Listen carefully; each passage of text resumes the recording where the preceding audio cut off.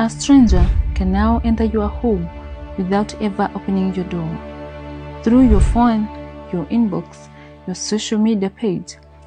And for many women, this digital intrusion is turning into a new form of violence. This is the growing reality of tech-facilitated gender-based abuse. I blocked them, but they always found another way. These are the words of a female journalist whose life was disrupted by months of online stalking. Her experience highlights a rising challenge in the digital era.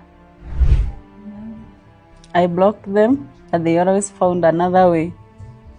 I have to sleep as my phone is off, as they will call me even before the day breaks, asking for my political stand, what I have been posting of late.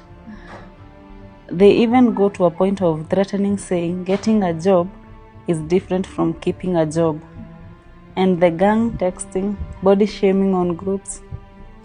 Each morning, a female journalist sets their best foot ahead, ready to work and follow their passion, but even with the best of intentions, professionalism, and self-driven efforts, they are still met with obstacles such as discrimination at the newsroom. There is some kind of gender discrimination at some point, where even the editor or the people who are responsible for the news in the newsroom, they won't even trust you because they feel like you are not up to the task. At some point, it's kind of a prejudgment, but they don't. At some point, they don't even give you a chance to do it. And if you do, sometimes maybe they kill your story and the effort that you've put in place inaenda to. This makes most female journalists to take a backseat instead of following their dreams, saying that it kills the morale as they continually being sidelined at work, adding that sometimes even getting the information and have access to cover the field stories has become an impossible mission on their side. Even getting the information that there's a very interesting story that you will be interested with, you won't even get that information. You would, I guess you'll just learn, or even after the sources tell you, you go there and then wanakuambia hata sisi tunatoka tunaenda kulala. Yani there is a story somewhere, but they won't tell you they are going there. We are going to sleep, or ama tumeenda shughuli. So by the time you see, maybe you will see it kwa news, and so nasi I was told that there was this, na watu walisema hakuna, they are going to. This makes journalists who do the work with integrity and are looking for ways to get information that help the society to get the right information is made impossible. So even when comes like your place in Menda, you get water or something, people kind of have selfish interest. They think that Kenya unataka niyo maybe your maji or the transport or something. Na wanakujima the most important information in ungepeana. You know, information is power. And when you give people information, at least it awasaidia even more than even that 1,000 or 2,000 that you give them. As brown envelope journalists taking in charge.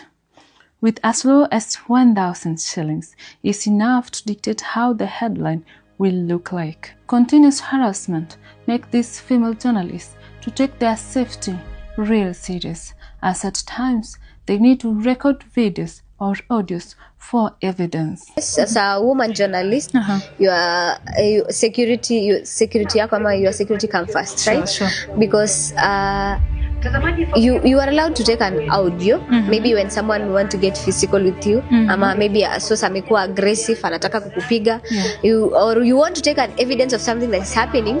So I guess you are allowed to take a video to protect yourself in case of anything. In case baadaye vitu zikuwe mbaya, you have an evidence to show that alikuwa anataka kunipiga, and that's why. And I've seen it happen even during the protest and everything. When someone wanted to get physical with journalists, they used to take it like wanachukua video and that becomes evidence. I remember because like they used to go live and someone is screaming like someone is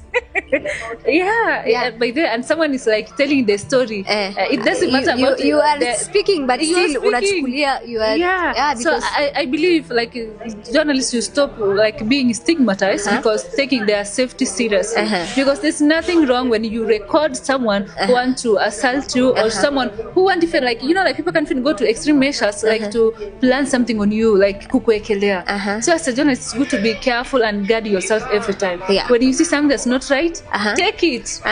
Because it will save you in a court of law. It will also save you when someone want to go out there and tarnish your name. And so I believe it's not wrong when you do that. I don't think it is wrong. I guess it is for your own safety because now maybe you are doing a certain sensitive story and it's putting your life in danger, and someone maybe want to do something, unajua wanaweza kugeuzia na wewe unataka kuprove that actually this is exactly what happened. So unaona hakuna hearsay when it comes to journalists, right? Hakuna hearsay, you have to prove, lazima kuwe na proof na evidence of this thing is really what happened. So especially now that we are living in AI mali yenye watu wamejaa AI, tunashukua tu sura ya Lea na tunaweka mali fulani na tunachomea. So if I have evidence that this is actually what happened and nasi, at least I'll be in a safer position. It is true to say that tech-facilitated gender-based violence has become a new form of evil.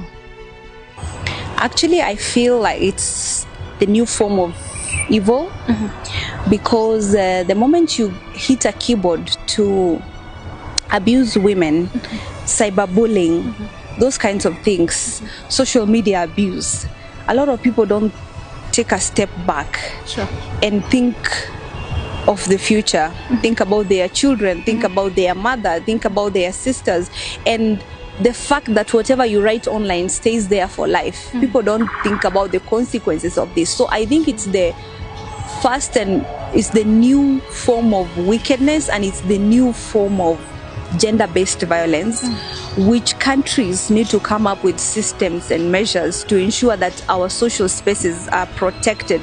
I have had cases of young girls being abused online to even a point of committing suicide.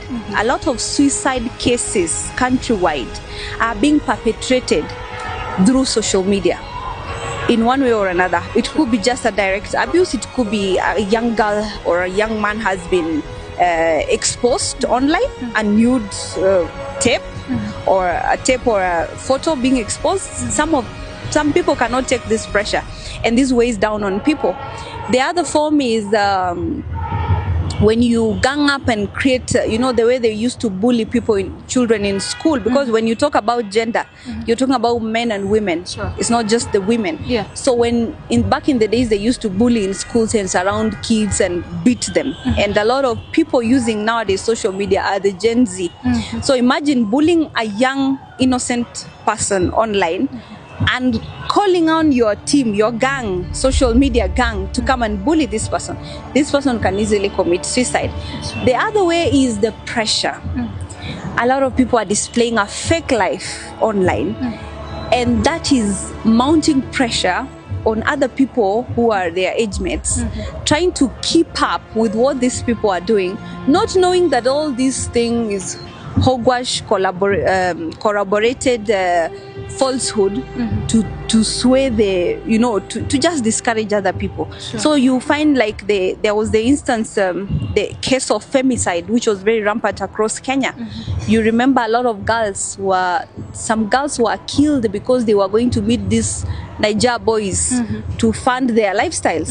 Why do you think they were doing so? It's because the social media space has been selling a fake lifestyle to the girls, and every girl now wants to have the latest Gucci, the latest designer, whatever, and they want to keep up with the pressure, not knowing that those who are posting are either posting fake items or masquerading in a fake lifestyle using other people's fashion or products or whatever it is. In a place like Samburu, women suffer the most. Nearly all forms of TFGBV, mostly caused by culture. This makes these cases to increase each time as few cases are being reported. Remember, I conducted the GBV awareness campaign in Samburu, specifically Samburu North in Baragoi, and one of the problems we face is our cultural setup, in the sense that women were being threatened by relatives not to expose these issues. So I remember when some women came to complain to me, in like a few days when I'm linking them up with organizations like FIDA or other ministries, departmental ministries that help them. Many of them later came 2 days later saying, oh, I've been threatened by a relative, I don't know, I've been told by my uncle you cannot do this and blah blah. So our cultural interference is one of the things that is really aiding GBV in Samburu County. Culture inasababisha kwa especially kwa FGM kwa sababu that is the core. Because wanasema ndio mtu aolewe sasa lazima atairi. Lazima atairi. So hapo ni culture ndio ina dictate. At this point, these women say that none of them is immune as tech facilitated gender-based violence cuts across. Both working women, those working at the political sectors, journalists, stay-at-home moms, and many others. He dumped my ID 2 times when I had 2 kids, asking me to get another home to belong to. He broke my foot and removed my 2 teeth. You go to field, you try and tell people, by the way, I'm a journalist, can you talk to me? Oh no, I don't think journalists look like. Oh good. Have you ever experienced any TFGBV before? Always, all the time. But you know me, I'm made of steel. I'll deal with people. And I'll be able. Okay, so what do you say about there's this notion people like to say that most nominated leaders it's not like they are up to the task or or it's their qualification or it is their efforts that put them there. It is like they have done something behind closed doors. They say we used badminton. So let them also use it. So actually I remember when you said that you used to sell pancakes while you are rising up to your position right now. So what do you tell those people who think that it is not purely efforts but it is those other shortcuts? So I'll tell them to go and use that same mechanism that they think we used and then get it, and then they come back, we now can discuss how it was after they have won. But in all seriousness, some of us are really intellectuals. I was like a top bright kid my entire school life. So nobody can start underestimating my efforts and what. You see, if you have a formula of achieving something and you believe this person achieved using this formula, go and use the formula. If it doesn't work now, come back, I give you the real formula. And then you can eat. I think all these are just people who are trying to sell their insecurities online. My party leader once told me something very important, the late Right Honorable Raila Odinga. He said that your peers will always be jealous of your achievements, so they will want to target that there is something shameful you did.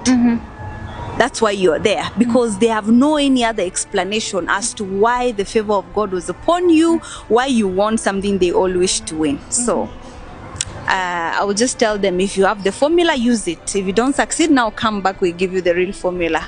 Okay, one last question. I've seen people saying on the social media that you are mourning Baba so much or so hard because they say the plate is now gone.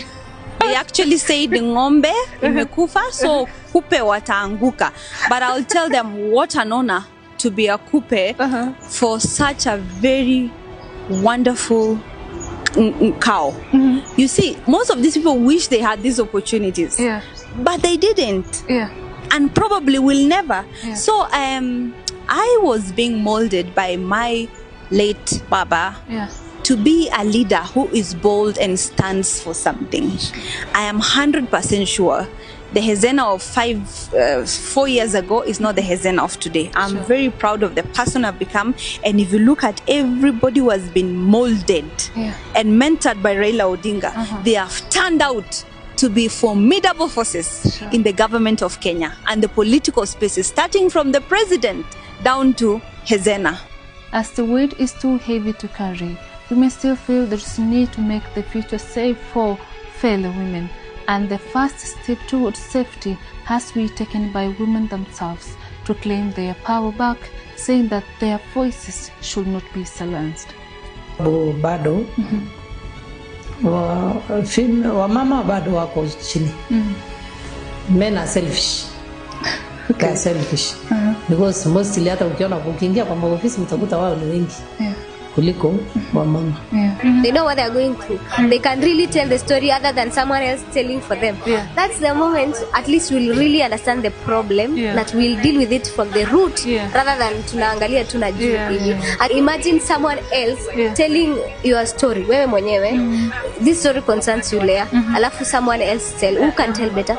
I believe it's me that will tell it better, because huwa tunasemanga let's hear from the horse mouth. So right? You are not the horse, so why are you telling my story? So you believe that if women are given this chance, at least we'll know where the problem is coming from, like from the root of it.